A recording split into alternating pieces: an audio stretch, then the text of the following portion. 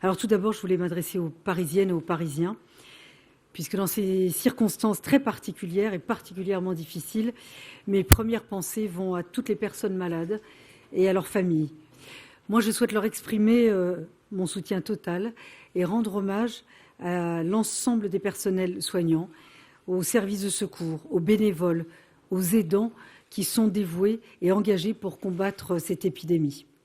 Ils ont été mis à rude épreuve ces derniers temps. Comme élus, nous sommes tous les jours aux côtés des Parisiennes et des Parisiens, aux côtés des familles, aux côtés de nos aînés, des commerçants, des artisans, de tous ceux qui se mobilisent en solidarité pour les accompagner à traverser cette crise difficile et pour leur apporter des solutions pour soutenir leur activité.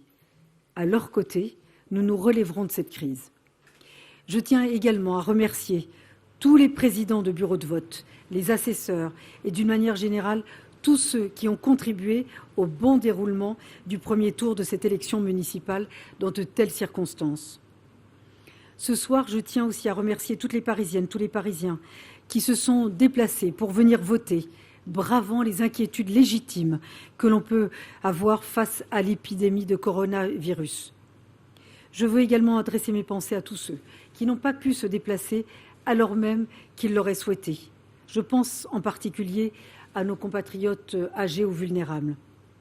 Les résultats de ce soir, même si incontestablement tout le monde n'a pas pu aller voter, confirment qu'il y a bien deux chemins pour Paris.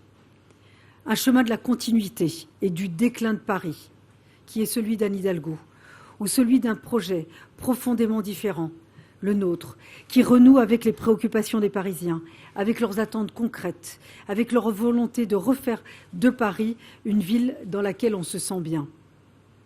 Je le redis et je dis également à tous ceux qui n'ont pas forcément voté pour nous, mais qui partagent la volonté de tourner la page de Anne Hidalgo pour qu'un autre chemin soit possible. Le chemin d'une ville plus propre, plus sûre, mieux gérée, plus unie, dans laquelle on cesse d'opposer les Parisiens entre eux, d'ignorer des arrondissements entiers et de passer sous le silence leurs difficultés. Cet autre chemin est celui de la conviction, de la constance, de l'énergie et d'une très grande détermination. Ma volonté de me battre pour les Parisiennes et les Parisiens est encore plus forte ce soir.